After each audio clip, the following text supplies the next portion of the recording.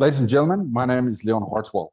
Welcome to the LSE IDEAS Russia-Ukraine Dialogues. We are part funded by PeaceRep, an international research project led by the University of Edinburgh Law School, which delivers research and tracks data on conflict and its resolution.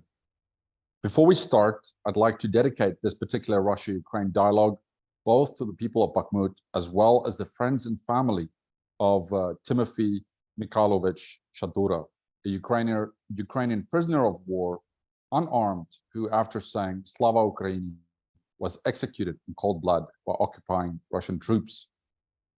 More than a year has passed since Putin's escalation of the Russia-Ukraine war. Not only has Ukraine endured Russian aggression against all odds, but the country is today more resilient than it was in February 2022. Ukraine's resilience relates to the strength and the spirit of its people like Timothy Shadura, as well as the support that the country receives from NATO and the alliance's other allies and partners. Ukraine's military needs cannot be underestimated.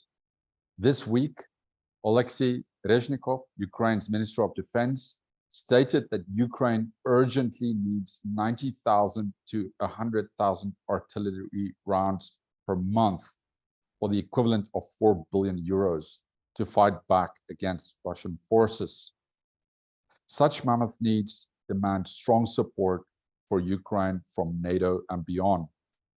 That said, this week's panel of LSE IDEAS Russia-Ukraine Dialogues will focus on how the war has shaped NATO and vice versa.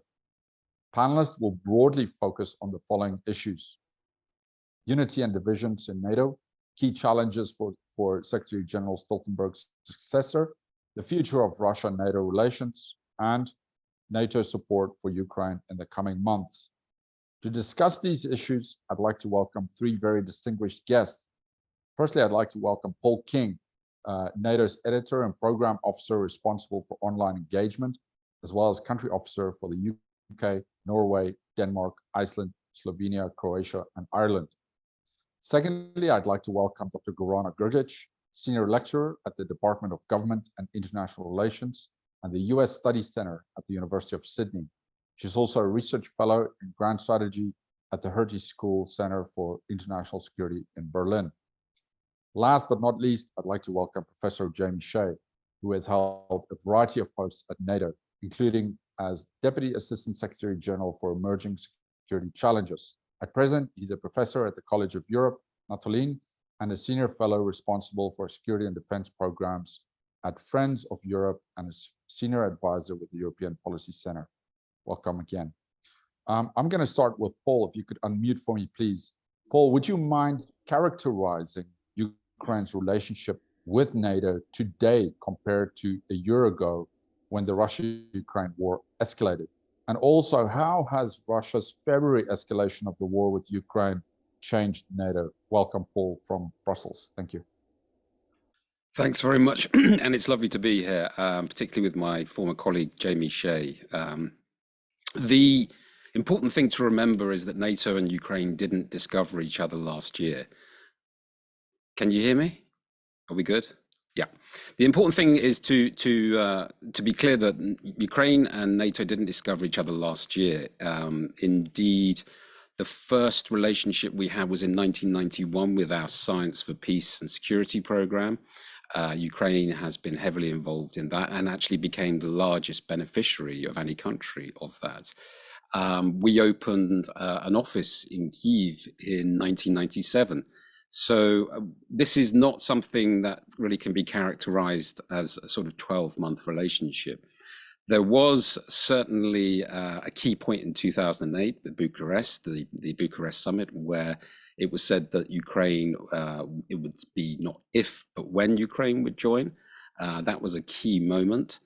But of course, the other key moments have been the invasion of Donbass in 2014, the annexation of Crimea, same year, and then of course the full-scale invasion this year. I think the relationship between 2014 and today is the most important section to describe. And I'll give you some examples of how that relationship worked and also some of the results of that relationship. If we rewind to 2014, we remember with the invasion of the Donbass, that came to an end with a negotiated Minsk, first Minsk I and Minsk II agreements. Now, if you read those agreements, that they weren't particularly favorable to the Ukrainians. A lot of what Russia had been looking for was actually contained in those agreements. In other words, the Ukrainians signed something to stop the fighting. Why? In layman's terms, because they were getting hammered. They were completely overwhelmed. And a lot of that was due to the problems that the Ukrainians had. And this is why they had not joined NATO yet by that point. What were those problems? Well, in defense, it was the way they were training, the kind of equipment they were using. And let's be honest, the corruption in the defense sector as well was a major problem. We can see all of these problems today still with Russia on a huge scale. But Ukraine certainly suffered from those in 2014. So what did we do? We set up a series of programs, trust funds, etc., to try and address some of these issues. Building integrity is one of the programs that we've used, where we've looked at helping them with their governance to reduce corruption. And we've also looked at helping them in other areas such as cyber defense, their training, their command, control, and communications, and even helping rehabilitate injured soldiers back into society, because there were a lot of guys coming back from Donbass without limbs or other disabilities. And we must remember that Ukraine, even before this war, was the second poorest country in Europe. So this is not a society that's well equipped to reintegrate that kind of person. So we try to help on that front as well. If you look at then what happened last year, I think it would be fair to say that President Putin was under the misapprehension that the fighting force that he would face last year would be very similar to the fighting force that he faced in 2014 when he had it so easy. And as you can see, he was proved desperately and quite catastrophically wrong. Now, I'm not saying that NATO played a massive part in that. This was down to the resilience, the fortitude, the stubbornness, the never say die attitude of the Ukrainian forces, their resilience, as well as their innovation in making sure that they protected themselves. But it has to be said that one of the elements that had changed was elements where NATO had helped in terms of training, in terms of weapons. And you could see that they were attacking Russian forces in very small groups. They were very mobile. They didn't make targets of themselves. A lot of this had come from training from NATO nations or NATO itself. So the relationship that we've had with them has adapted according to the situation they're in. Unfortunately, for the last 7 years, they have been in a war. And I think that's the other point to emphasize. This isn't a 12-month or 13-month war. This is since 2014, 9 years. So essentially, our relationship has changed according to the situation they find themselves in. And the situation that they find themselves in today is that of a valued NATO partner. We all know that it's not a NATO member, who we are helping in non-lethal ways. This is not a war with NATO. NATO is not engaged in this war. But our democratic allies, the sovereign nations, they can decide for themselves with their own governments how they want to assist that country on their own.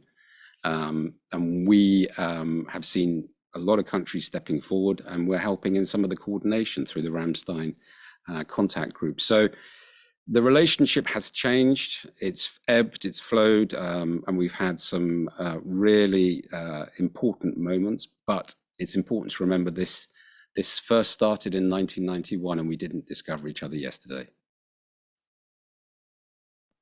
Thank you, Paul. And I think it's great that you situate the situation in that context also. It's a relationship that started already or was formalized in a certain way in 97, and you've been building on that. And some of the fruits that the Ukrainians are seeing on the battlefield are as a direct result of some of the programs that you've been working on jointly.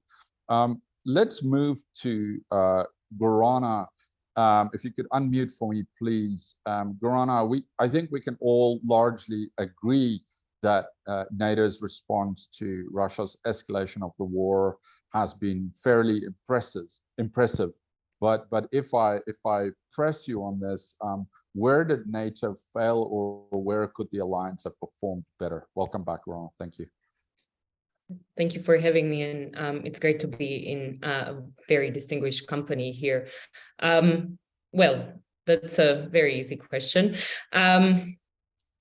I would say that we can't speak of failures as such, because I think one of the things that nobody could have expected or would have imagined just a year and a bit ago, right, what had to do with just the collective lack of tragic imagination, I would say, even though that in the months in the lead up to Russia's full-scale invasion, right, we've heard just now that this war has been going on since 2014, but that it would get to this point. I think this is something that a lot of us, myself included, failed to imagine. But just because we couldn't have imagined it, it doesn't mean that it wouldn't be possible, as we all learned on that fateful morning of February 24th. Now, in terms of where the alliance overall could have performed better, I think that there are a lot more things to be said where alliance has really performed well and where it has displayed unity. But again, I think connected to this failure of tragic imagination is the fact that this war is going on. It is firmly in this sort of phase where it looks like a battle of attrition, and one where if we are serious about supporting Ukraine, it is going to take a lot of military aid in form of ammunition, in form of advanced sort of weapon systems and similar that need to be delivered to Ukrainians if we want to see them prevail on the battlefield, or at least if it comes to being at the negotiation table, that they have a position of strength from which they can negotiate on their own terms. And here, I think where we could see things improve is in the domain really of the sort of supply lines of military aid. And I think that this has prompted for a number of allies a major sort of rethink of the ways that defense industries operate in the leading arms exporters, where, you know, we've obviously seen a major shift to where we were during the Cold War, for instance, when this was firmly in the hands of governments, and these days when it is in the domain of the private sector. So doing a lot more to actually have the two sides come together, and for governments to provide that certainty to speed up the supply lines. Obviously, a lot of things have been affected by the broader sort of geo-economic competition that's going on, the different sort of disruptions that we've seen in terms of supply chains and so on. So this is an area where we need to be a lot more serious, and then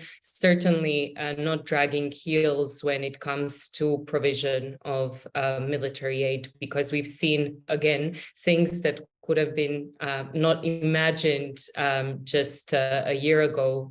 For instance, I'm speaking from Berlin, so, you know, the delivery of Leopard tanks a year ago would have sounded something that is, you know, very, very far left of the field, and these days it's very much a reality. So understanding that this war, if the West collectively is serious about supporting Ukraine, that it needs to really, over the coming months, rally together even more to support Ukraine in a meaningful fashion.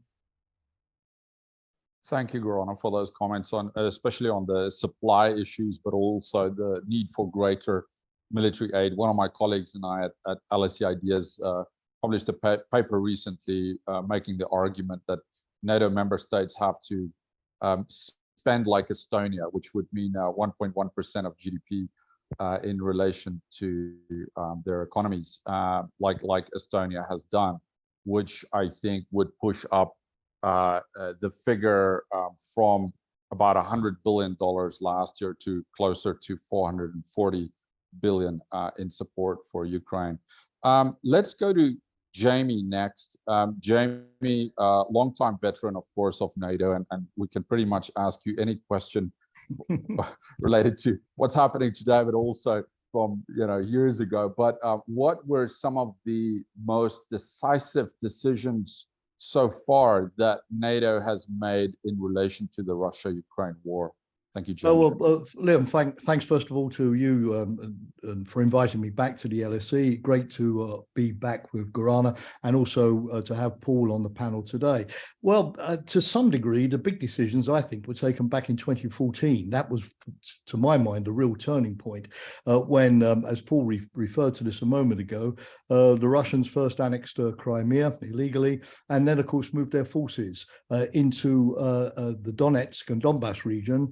And then, of course, NATO realized that the penny had dropped as far as its assessment of Russia and the challenge posed by Russia was concerned. The balance between possibilities of partnership versus containment of an escalating threat. And NATO went back to collective defense, even though it still had, of course, a big mission in Afghanistan. And that's when you had, for the first time since, for example, the Eastern European countries had joined NATO, the alliance actually moving forces into Poland, into the Baltic states, beginning with rotational multinational battalions, stepping up exercises and starting to think, for the first time since the end of the Cold War, look, are we geared to fight a major conventional war? We've been out doing the counterinsurgency, peacekeeping, stabilization kind of stuff in the Balkans and in Afghanistan for a generation. But do we really have the posture, the forces, the budgets, the equipment to be able to fight a conventional war? Although, of course, at the time, that question didn't have to be asked in too severe a way, Leon, because there was still a perception that the likelihood of a Russian attack against a NATO member state was fairly slight, and that you could do deterrence with a fairly small number of forces forward deployed in the Baltic states and Poland, providing, of course, that a large number of allies, particularly the United States, were locked into that posture. And therefore, Russia would know that in attacking any ally, it would immediately be attacking all of NATO. I would also say, Leon, in a kind of perverse way, in hindsight, that the decision of NATO, largely driven by the Americans, it has to say, to withdraw from Afghanistan in the summer of August 2021 proved to be rather prophetic. I mean, I at the time was in the media sort of saying I didn't think that was the right thing to do. But can you imagine today, if the Biden administration was still largely committed to Afghanistan and the allies had lots of forces there, it might not have had its hands so free to focus once again on the collective defense task. So I see 2014 really as the turning point. And what we've been seeing from NATO since February last year, when, of course, Putin re-invaded, I think that's the correct term, Ukraine, is a kind of logical extension of that. I mean, the big decisions have been to create new multinational battalions along the Black Sea perimeter of NATO, so that NATO has obviously a much broader coverage, depending upon where Russia might threaten NATO conceivably in the future. The decision to turn those battalions into brigades with heavy equipment, although whether those brigades should be sort of left behind at home or stationed forward is a decision, I think, that has to be taken at NATO's forthcoming summit in Vilnius this July, to revise defense plans to accommodate for a much higher degree of threat, to look at military mobility. Can NATO get its forces across Europe quickly? Are the roads, are the railway systems, are the ports up to the job? Military mobility has been a key sort of buzz term in NATO over the last few years. And then this very ambitious target of going from 40,000 rapid response forces to 300,000 in NATO as well. My sense, of course, is that there are certain things, looking back in hindsight, linking up to the question that you asked Gorana a few moments ago, that NATO could have looked at, even if NATO was not necessarily the organization to actually implement these decisions, but clearly maybe a tougher reaction back in 2014 in terms of sanctions against Russia, to the annexation of Crimea, Although, Leon, intellectually speaking, it's always difficult to make the argument in hindsight that tougher sanctions would have deterred Putin. Putin seems, when it comes to Ukraine, to be a pretty determined guy, irrespective of the firmness of the Western reaction. But at least it should have been contemplated. And looking at Russia's rapid military modernization, maybe within the alliance a much tighter export control policy. The things that we're looking at now with chips and microprocessors and advanced electronics and missile guidance systems to make it harder for the Russians to modernize their armed forces and produce all of these hypersonic missiles that are now being fired at Ukraine. What struck me once Putin did invade last February was the high degree of technology transfers from NATO countries, including the United States, to Russia in all of these vital component areas that were still sort of going on unmolested, as it were, for the sort of 8 years or so between 2014 and 2022. So maybe a more attention to that could have been taken as well. The other thing is not so much a NATO decision, it's a decision of Finland and Sweden, of course, to seek NATO membership. And hopefully the meeting that's taking place at NATO headquarters today with Turkey will lift some of the obstacles for the ratification of that enlargement of NATO. I think this is significant for a number of reasons. Number one, of course, Finland and Sweden do bring, unlike, and I'm not in any way being negative about this, but I think if you look at some recent NATO enlargements, rather small countries that didn't pack a big military punch. But that doesn't matter. That wasn't the purpose of the enlargement, of course. But Finland and Sweden are different. They do bring real serious military capabilities into the alliance in a geographically vital area of control of the North and the Baltic area when NATO most needs it. They also increase the overlap between NATO and the EU, which I think will facilitate cooperation between those two big beasts of Brussels, ever more important at the present time as well. And my sense with these two countries also in the alliance, it sort of firms up NATO sort of legitimacy of an alliance of democracies at a time when clearly there is a challenge from authoritarian states. But just finally, and bridging on what Paul said earlier, I think the reason why Finland and Sweden also approached NATO was because all of the years of partnership that NATO had with those two countries and bringing them into the tent and involving them in so many of NATO's operations has so familiarized them with NATO, made them so comfortable that they probably felt that going for full membership was not such a massive step that it would have been if this had been done with no sort of previous relationship whatsoever. So I think those are some of the key issues. But again, I prefer to go back to 2014 when I think the real turning point, what the Germans today would call the Zeitenwende, occurred, rather than putting everything on the basis of last February. Yeah, thank you, Jamie. That's why we bring you to the table to bring these long-term perspectives into the discussion. And of course, as you said, we all have 2020 vision in hindsight, but I think you're very right in terms of some of those decisions that NATO made back in 2014, which reinforces the point that Paul made earlier also, and of course also that point on Afghanistan is something that we don't talk about a lot, but which is also very much decisive. Let's go back to Paul, and maybe Paul will share with us more on what's happening behind the scenes on Sweden and Finland discussions there, but I won't press you on that right now. There's something else I want to ask you. Secretary General Jens Stoltenberg is talking a lot about the fact that Ukraine must win. What does he mean by that? And is there consensus among NATO member states on what exactly a win would entail for Ukraine? Over to you, Paul. Well, I'll grab the thorn and quickly say a couple of words about Sweden, Finland, and Turkey as well, which is that it's not really behind the scenes. The Secretary General Stoltenberg has been very open, and indeed, when he visited Turkey a couple of weeks ago, he clearly said, "I'm visiting Turkey for two reasons. One is to see how we can help with the aftermath of the earthquake. And the second is to tell President Erdogan that I believe that Sweden and Finland have fully complied with the obligations that were set out in Madrid." So This is a club of sovereign nations. Nobody can be forced to do anything, but the Secretary General's made very clear his position. And we wait for some progress on that. In terms of Ukraine must win, it's essentially also the reverse of that is that Russia must lose. And that's actually almost as important, simply because what we have is a clear demonstration of a country, not just once, but repeatedly breaking the most basic tenets of international law, which is sovereignty and respect of borders. This isn't just the Donbass, it isn't just Crimea, it's Abkhazia, it's Ossetia, it's Transnistria, it's parts of Syria. We cannot allow that to happen now that it's actually a full-scale invasion of a country. Ukraine winning is up to Ukraine, what that means. This is not NATO's war, this is Ukraine's war.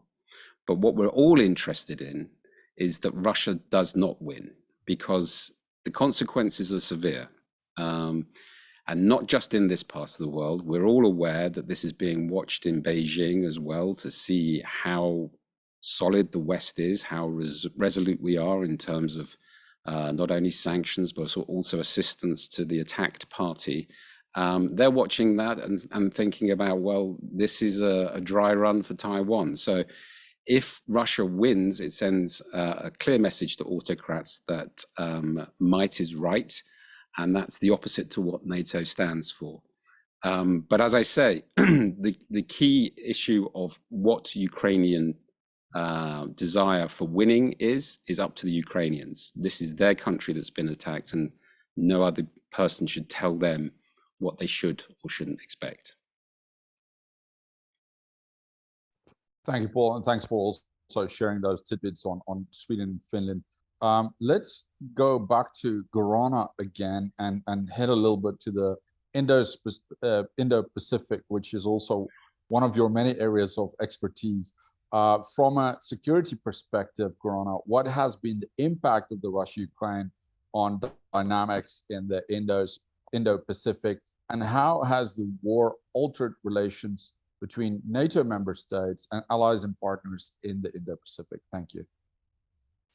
Yeah, so not many areas of expertise, but I would like to think that I know a thing or two about the way that Euro-Atlantic and the Indo-Pacific theaters have started coming together in a way that was really unforeseen back when these partnerships were first forged. We've heard, about different sort of evolutions of NATO's partnerships, but certainly where NATO and the so-called Asia-Pacific 4 countries were back in the days when the cooperation was starting to develop around the Balkans, around obviously Afghanistan as that focusing operation in ISAF, and then these days where it's at. So I would just say that there is really no way of overstating the extent to which the escalation of the war in Ukraine since February last year impacted foreign and security policies among NATO partners in the Indo-Pacific. And it has truly galvanized cooperation between the Euro-Atlantic and Indo-Pacific partners and allies in the way that has been unprecedented, and maybe even, again, to use that word, imagination unimaginable just a decade ago. First, all of these countries, so we are speaking about Australia, Japan, Republic of Korea, and New Zealand, have explicitly cited Russia's invasion of Ukraine as one of the critical junctures that have prompted major reviews of their own capabilities, and all of them have in some capacity committed to strongly supporting Ukraine, whether it's in the provision of military aid, aid, whether it's economic aid, imposing sanctions on the Russian Federation, they are really there with NATO when it comes to response to Russian Federation's aggression. But more importantly, what we see these days is just how both NATO and the Asia-Pacific 4 partners are seeing what is happening these days in Ukraine, how it could reverberate around Taiwan Strait, and what sort of implications the response these days has to Russia, obviously, what implications and lessons it might provide for China, and to serve basically as a deterrent in defending Ukraine today, as a deterrent to try to prevent or to prevent further escalation of security tensions around Taiwan Strait between the People's Republic and Taiwan. So what this has meant in practical terms, obviously we've seen at the Madrid summit last year that all of the AP4 heads of government were present, that there is now talk of basically revising the frameworks of partnerships with these partners to be even more ambitious, to provide particular strategic objectives that are tied to milestones and deadlines in terms of what could be delivered over the coming years.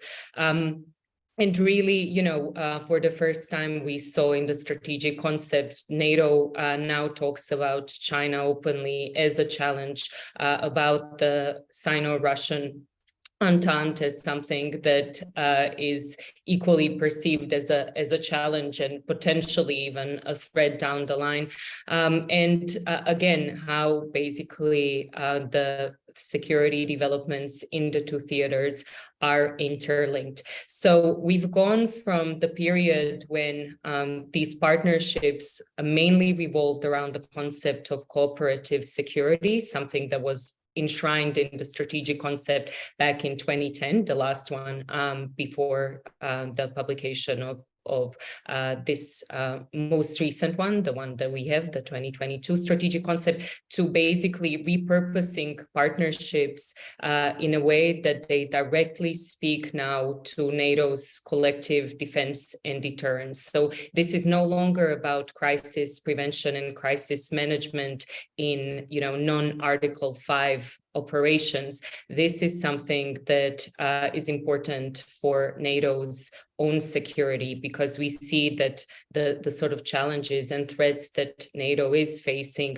are on multi-domain, and that in order to address them, you really do need to gather a broader coalition of countries, and which better countries than partners that are capable, right, that can act as security providers and not just security consumers, as we've heard from Professor Shea's remarks just earlier on, right? The same sort of story that could be applied to now, you know, Sweden and Finland, which are in a completely different category to, say, some of the partners that eventually became member states that were primarily consumers of security. Thanks, Gorana. Those are great points. I'm going to circle back on the China issue, which I think we have to discuss in this context also. But let's first go back to Jamie again. Jamie, earlier Gorana mentioned this issue of supply chain. And I want to ask you about this, because the Russia-Ukraine war has exposed a variety of supply chain issues, so much so that Secretary Stoltenberg has called it a quote-unquote race of logistics with Russia. And I think it's unsurprising, given that some experts at least suggest that Ukraine forces are firing up to 67,000 artillery shells every day. In the context of supporting Ukraine, talk to us about defense production issues and what NATO member states are doing to address those. Yeah, well, Leon, Gorana has already flagged up this issue, and it's one of the most crucial ones. We're coming out of an age where there were two sort of basic things about defense production. Number one is that when the West had to sort of engage in conflicts, you think of Saddam Hussein. I'm not debating the merits of that, or NATO's intervention in Kosovo. It needed highly sophisticated weapons, but it didn't need very many because the superiority of the NATO forces was such that with just a salvo of cruise missiles, for example, against the air defense of Colonel Gaddafi in Libya in 2011, that air defense could be effectively destroyed. So you needed high tech, but you didn't need big quantities in order to get the job done. Secondly, deterrence, of course, vis-a-vis Russia, as I say, since 2014, was something that was back in vogue. But on the other hand, you didn't need a lot of weapons to achieve the level of deterrence that you wanted, because I agree with Gorana, we didn't really at that time have the imagination to think that that would ever sort of deteriorate into a general war. So we also, if I can make a third comment, took a kind of bet that when it came to great power rivalries, none of the major powers would ever want to go back to fighting each other conventionally. It was too risky, it was too costly, it would be bad for globalization, and therefore the future of great power warfare would be cyber conflicts, would be disinformation campaigns, sabotage, interfering in elections, trying to sort of destabilize and disrupt the other guy's society, but always short of the risk of a real war. And I think obviously Ukraine has seriously disabused us of the notion that 20th century warfare disappeared with the 20th century. Now, the way to answer your question is to say that I think NATO now faces an enormous challenge, which is, do we need to go back to a wartime footing? Do we need, and Gorana mentioned this earlier too, and rightly in my view, do we need, even if war is not imminent, but is now in the realm of the possible, to go back, to having 5,000 tanks like the German Bundeswehr had in 1989 when the wall came down, or in terms of NATO, over 27,000 tanks overall in Europe, and so on and so forth, with all of the supplies and all of the stocks. Can we get by with less? What's the cost of that going to be, and so on. And NATO's defense planning is now going to have, obviously, to try to define that. What are the minimum requirements now in terms of the shape of allied forces? Now, resupply is going to be difficult. Defense industries not anticipating that they would ever again be asked to produce a 155mm shells in great volume, have scaled back production. The United States, the maximum production level for 155 artillery is 100,000 a year.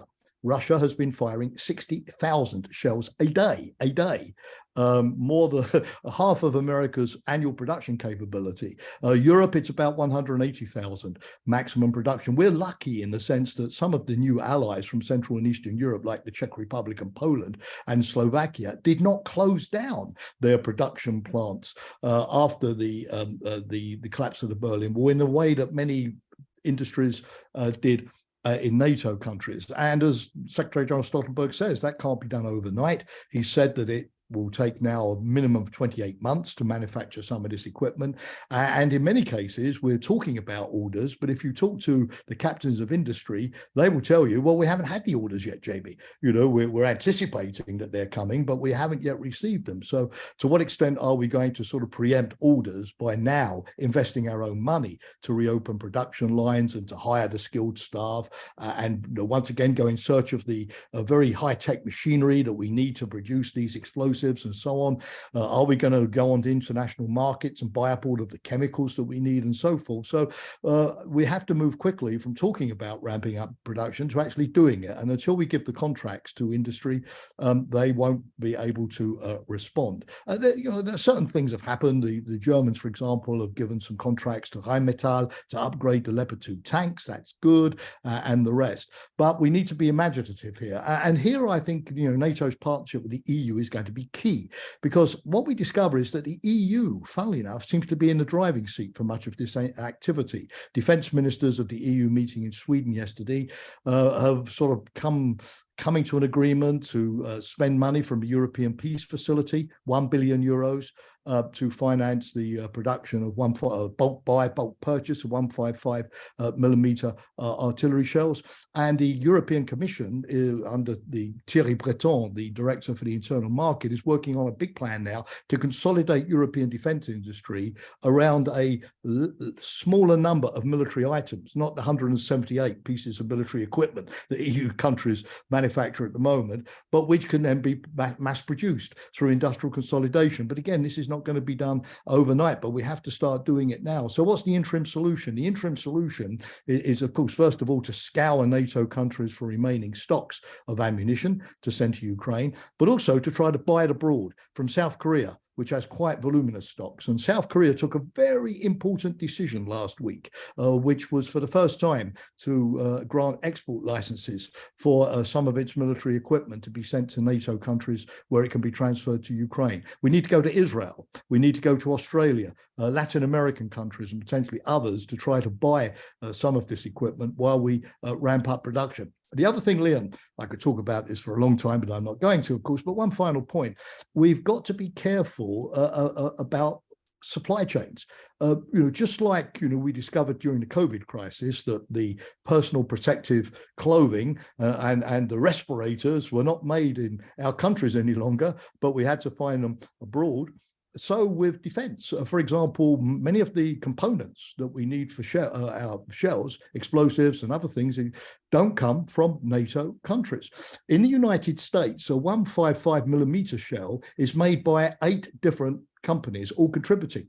If one of those countries goes bankrupt tomorrow, single point of failure in the system, that then the whole production line is going to be held up. I noted, for example, with interest that last week France decided to recreate its national company for the production of explosives, which it shut down in the 1990s. So to some degree, this is going to be about contracts. This is going to be about trying to fill the gap. It's going to be about rationalizing industry and production, but it's also going to be about reshoring, bringing home some of the critical supply chains to ensure that we have much greater strategic autonomy here. Yes, the other thing, my final comment, if you would allow me, Liam, very briefly, the problem also in the future is we're going to have to build 2 armies, an army of the East, because we're going to have to sustain a large Ukrainian army indefinitely for deterrence purposes. The Ukrainians won't agree to a peace if they don't have that security guarantee, and an army of the West. The United States will be looking at its own needs, NATO needs, Ukrainian needs, and what it has to do for Taiwan. So we're going to have a weapons base to supply a far larger range of potential contingencies, both at home and abroad, than we have been used to. And political salesmanship in explaining why maybe this is going to require 3% of GDP on defense, explaining that to the voters may not necessarily be easy. I think that's where Jens Stoltenberg has had some success in leading, and I hope his successor will be just as vocal on that point. Yeah, thank you, Jamie, for those points. And I think it's not just a quote unquote race of logistics, as Secretary General Stoltenberg points out, but really a crisis also of logistics that we need to deal with. I think I saw a quote of you in the media fairly recently about Europe having something like 176 weapons systems versus the US with about 35 or 36 weapon systems, which is another component of this massive crisis, how to try and synchronize what we are doing. Paul, let's go back to you and move away a little bit from at least physical weapons and move more to the information space. In the context of the Russia-Ukraine war, what are the main challenges in the information space? Thank you, Paul. Sure. Well, in terms of Russian disinformation, obviously that's nothing new. They've been doing it for hundreds of years. They have their own word for it, maskarovka. And most people before last year would have said, I think they're pretty good at it. They were very good at picking wedge issues and making sure that they selected those nationally. So, you would go for gay rights in Poland and immigration in Italy. They never got the wrong ones. They were always the right wedge issues.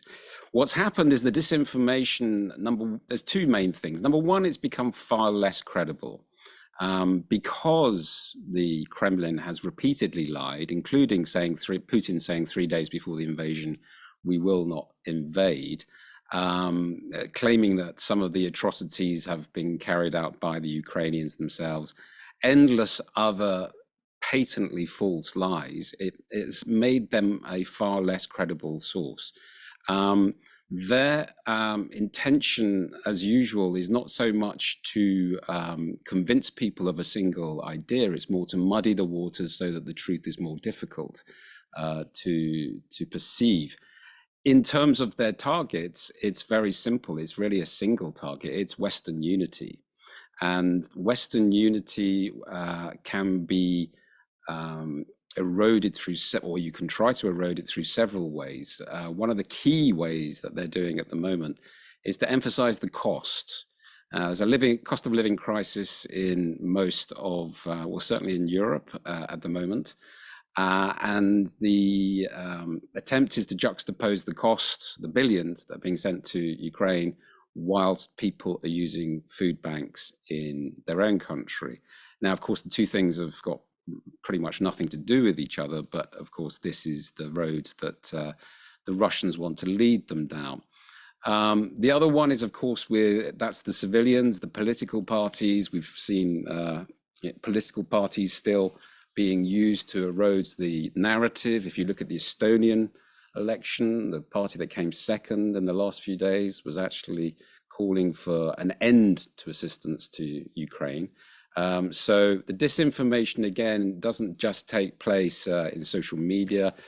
We have numerous outlets, of course. Sputnik and Russia Today try to feed their stories into the more mainstream. And so essentially, it's a kind of attack everything policy, which is almost less sophisticated than what they had before the war.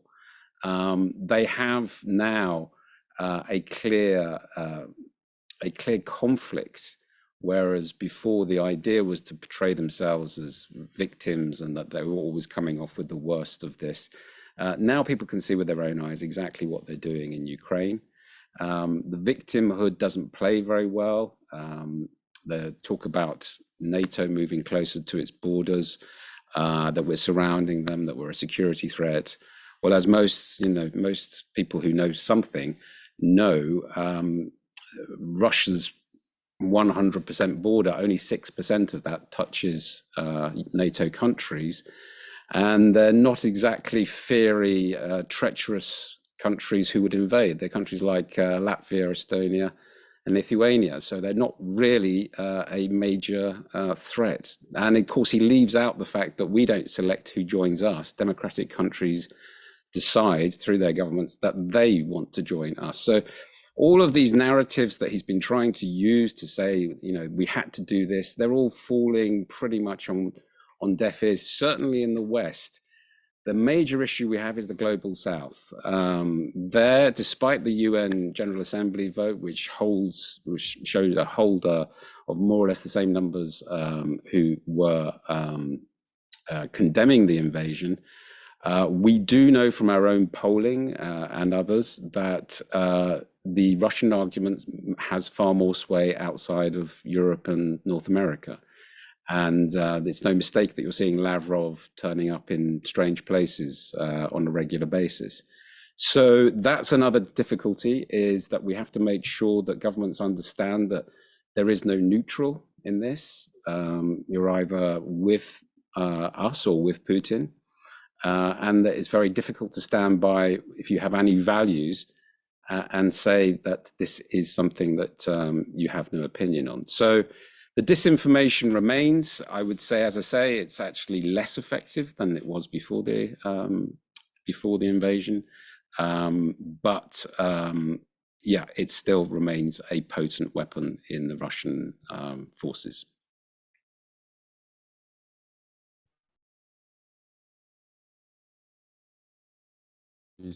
You're on mute. About that. Yes, Yeah. sorry about that.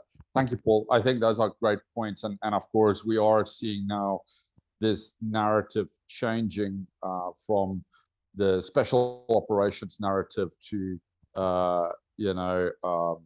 Russia, NATO is trying to make war with Russia. And I can't help but wonder, of course, also, whether Putin is trying to prepare the public back home maybe for a loss, and whether that loss would be easier to swallow if it's seen coming from, that Russia's losing to NATO rather than to Ukraine, which they've seen as inferior in the past. But I'd be keen to hear your thoughts on that, if possible. If I could just come back on that, I mean, that's an important point, because the disinformation I was referring to was for outside of Russia. The disinformation within Russia is really sort of no holds barred stuff. I would invite you to look at Solovyev's program, either his radio program or his TV program.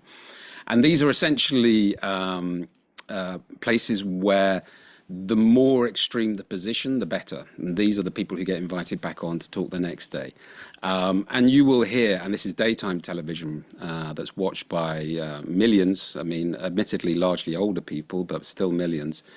You will see calls to nuke Berlin, London, Washington, questions about if we have them, why haven't we used them?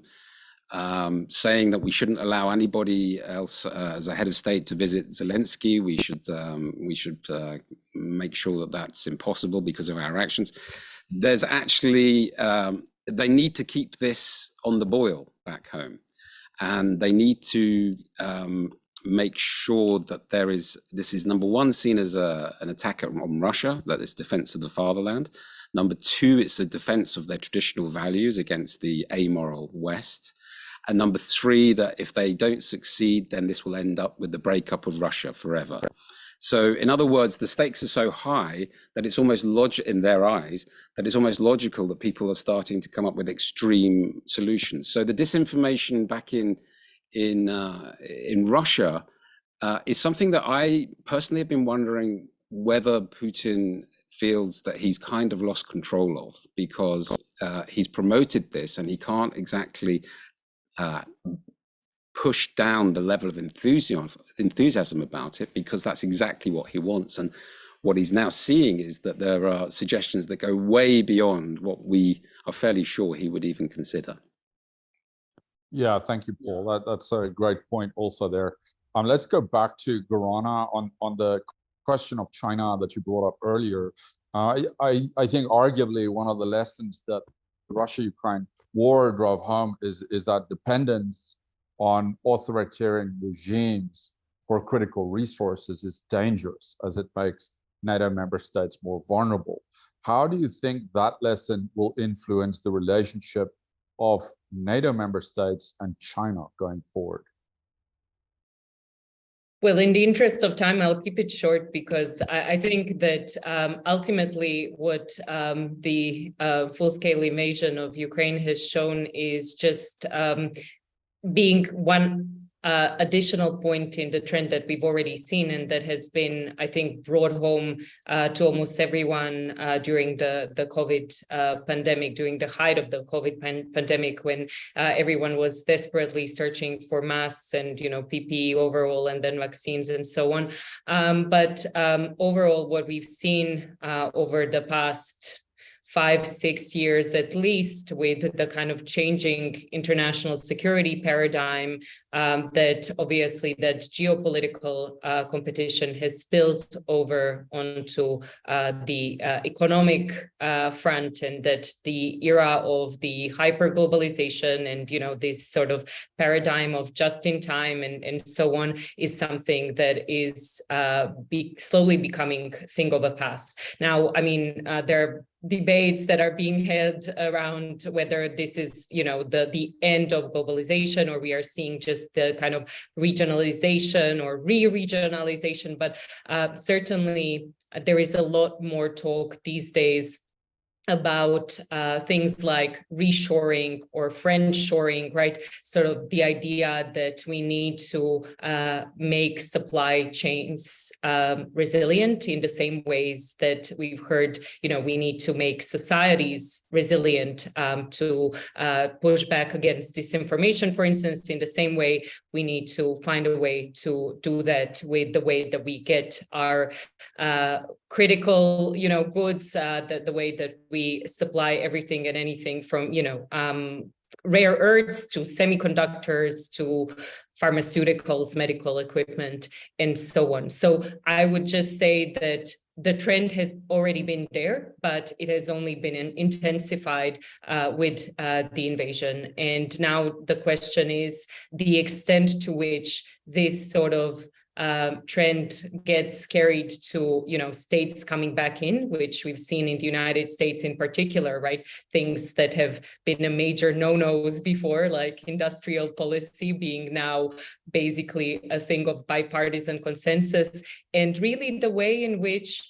some of these decisions within the alliance could potentially create fractures, because obviously these are big economic, these are decisions with big economic implications when it comes to trade. And we've seen some of that, right, in terms of industrial policy being back, create some friction. But this is something that isn't necessarily for NATO to solve, even though, Article 2 does speak about economic cooperation, but this is firmly in the domain of EU and the way that it relates to, US, for instance, in the context of transatlantic relations, or more broadly, the way that, NATO allies speak to other places around the world in search for these friendlier places.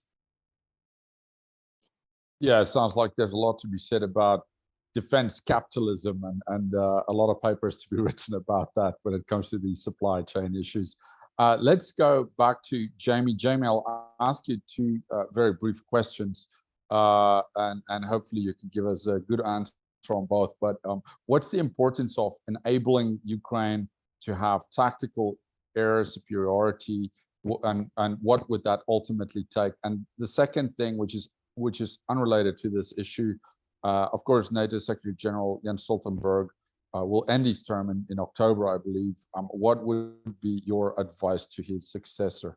Thank you, James. Thanks, Leon. And when you say brief questions, I know what you really are saying is brief answers, please, Jamie. So I'll try to do my best. Well, look, you know very well from as a student of warfare that it's very difficult to employ heavy armor on a battlefield if you don't have effective air superiority and air cover. It makes your armor extremely vulnerable to standoff missiles. So the air superiority picture has to be filled in. It doesn't have to be done by aircraft, because obviously we know at the moment aircraft are difficult to get. Long training program for Ukrainian pilots, they would be delivered in any case in very, very small quantities initially. So we need, again, like I said, for ammunition, an interim solution. The interim solution could be drones like Reapers, with an armed capability, which are also up in the air. They're far more readily available, and they're a lot cheaper and much easier to train the Ukrainians to use them. And also long-range artillery. You can cover your tanks going forward if the Ukrainians are trying to recapture their territory by lots of long-range standoff artillery. And again, that's easier to use. It's in Western stocks, things like ATACMS, as we say, longer range. And the political decision still has to be made to give Ukraine those capabilities, but I would strongly recommend it. So in a way, Leon, I see the air thing for the next phase, for the longer range equipping of a permanently structured deterrent Ukrainian army beyond the current phase of the conflict, and to secure Ukraine for the future. But it's very good that the Americans, for example, and other countries have started training Ukrainian pilots on F-16s. As a kind of down payment on that. And there are some interim solutions. Slovakia, for example, has 11 old MiG-29s, but not in particularly good condition. And the Slovak defense minister said in Stockholm yesterday, there's Poland, which also has these MiG-29s. If they get together, they can form a consortium, and they could try to upgrade the aircraft and transfer some of those to Ukraine. Ukrainian pilots, of course, are much more used to flying the old Soviet plane. So, let's let's look at the problem and how we fix the problem, and not always just go for one sort of it has to be type of solution, because aircraft is politically sensitive and they can't be delivered very quickly. The other thing is that if you give the Ukrainians sort of tornadoes, which we're not using really any longer, the problem is the industries and the supply chains have shut down completely. So getting spare parts would be very difficult. The Secretary General, right? I think for the successor, number one, keep the family together. I think Stoltenberg scores with me very high points for engaging Trump when nobody else in the alliance really wanted to do it. I remember that well. He did, and he established a relationship with Trump, who wasn't easy, but he convinced Trump, gradually to see NATO more positively, to see the European defense spending effort more positively. Turkey has been mentioned, and I think Stoltenberg has done a good job, again, with not always an easy customer. I'm not at NATO any longer, so I can say this, in terms of President Erdogan. So keep the family together at a time when maybe you can't send other political leaders because they don't quite have the same credibility as you. I think the second thing is Stoltenberg has been a very good communicator around core messages. There's a piece in The Economist this week, Leon, that talks about President Macron and says he has so many ideas that he goes from one to the next before previous ideas have had time to stick. Jens Stoltenberg has not made this mistake. He stuck consistently to transatlantic solidarity, the need to invest in defense, for example, to keep NATO commitments. He may be bored saying the same thing over and over again, but it's been effective in terms of conveying the message. And I would finally give him lots of points for looking to renovate NATO. For a long time when I was at NATO, I couldn't really get him interested in a new strategic concept. He was focused very much on the here and now, but towards the end of his mandate, with his NATO 2030 exercise, the new strategic concept, his interest in getting NATO involved in climate change, the Asia-Pacific, China dossier, which Gorana's spoken about, I think he's shown that he's also capable of doing the vision thing a little bit as well. The only thing where I would like his successor to adopt a new tone, if I can be really personal, and hope that Jens will forgive me for saying this, is I would like his successor to be much more upbeat about European strategic autonomy and the positive role that the European Union and European defense integration plays in strengthening NATO, and to take a real interest in strengthening that partnership. Sometimes he sort of suggested, this is just my personal opinion, that this could be a diversion from the primacy of NATO, but I think everything in the Ukraine crisis shows, supply chains, sanctions, the Europeans giving money to buy ammunition and all of that, that the EU is also stepping up to the plate, and therefore, investing in that core relationship is going to be, I think, key for the future. But he's going to be a tough act to follow, quite frankly, and good luck to the allies in choosing a worthy successor. Won't be easy. Thank you, Jamie. I know that Paul and Gorana both have a hard stop, so I'll say goodbye to both of them and ask you one more question, but I would like to thank all three of you for your amazing contributions today. Also, I think we've heard a number of interesting perspectives, and I think as all three of you have emphasized, the role of NATO is of course critical for Ukraine's, not only for Ukraine's survival, but also its ability to perhaps win this war. Thank you, Paul. Thank you, Gorana. Thank you. It was a pleasure. Jamie, let me ask you one more quick question before I let you go. I know you also have an interview. What is the future of NATO-Russia relations in the medium to long term? I know it's like kind of tricky question, and it's not one that we would like to think of much now, but from a strategic perspective, what's your opinion on this matter? My sense, Leon, is that we're going to have to sort of look a little bit about the NATO-Soviet Union relationship during the Cold War, when we were pretty much adversaries across borders, because what is happening as a result of Putin and NATO enlargement is we're not having any longer the, if you like, the zone of countries in between NATO and Russia that we had after 1990. NATO borders, look at Finland and Sweden, and Russia will be cheek by jowl, as they were in the days of the Cold War, largely with the Soviet Union, of course, or at least the Warsaw Pact. But even when we were clearly adversaries ideologically, in terms of values, in that type of system. We had détente, we had arms control, we had SALT and agreements and START agreements and INF agreements, intermediate nuclear forces and all of those things. There were strategic stability talks, there was a hotline, there was a dialogue.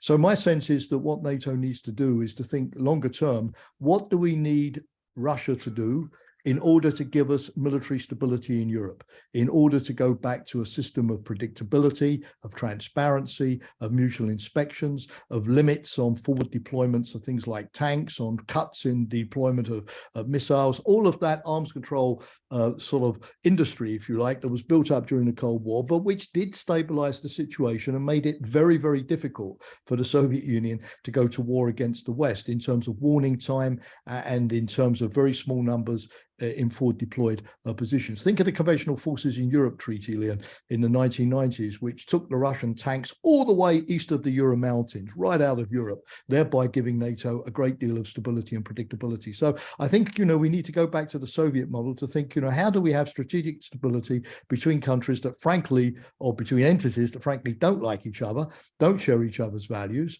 look upon each other's threats, demonize the other to some degree in much of the rhetoric, but which, are condemned to share the same sort of geographical real estate and therefore need to have some guardrails and some buffers in terms of making it difficult to carry the sort of political argument into a military confrontation.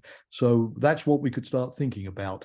We're not going to go back, obviously, to the dreams of a partnership with Russia or integrating Russia into Europe in the short term that we had after 1990. But then again, Putin's not going to live forever. And the Russians have surprised us in the past when they've overthrown authoritarian leaders, as they did in 1917, briefly in March 1917, and again in 1990, and decided to have an experiment with democracy. Unfortunately, so far, it hasn't been long lasting, but let's hope that in the future, and based on the dismal experience that Russians are experiencing under Putin, that the next experiment of Russia with democracy will be a much happier one. Thank you, Jamie. Those are excellent points, especially on the issue of strategic arms control. I think it's generally underestimated how much communication happens on a day-to-day basis just between the US and Russia, for example, under the umbrella of START, which of course Russia pulled out of now. But just to be able to pick up the phone and clarify some things in order to avoid a massive catastrophe, those things will remain important going forward, irrespective of our relationship with Russia. Jamie, again, thank you so much for joining us, and to our other two panelists. It was wonderful to have you back on this platform. To our audience, please join us in less than 2 weeks for another Russia-Ukraine dialogue focusing on African responses to the war. Thank you, everyone, and goodbye.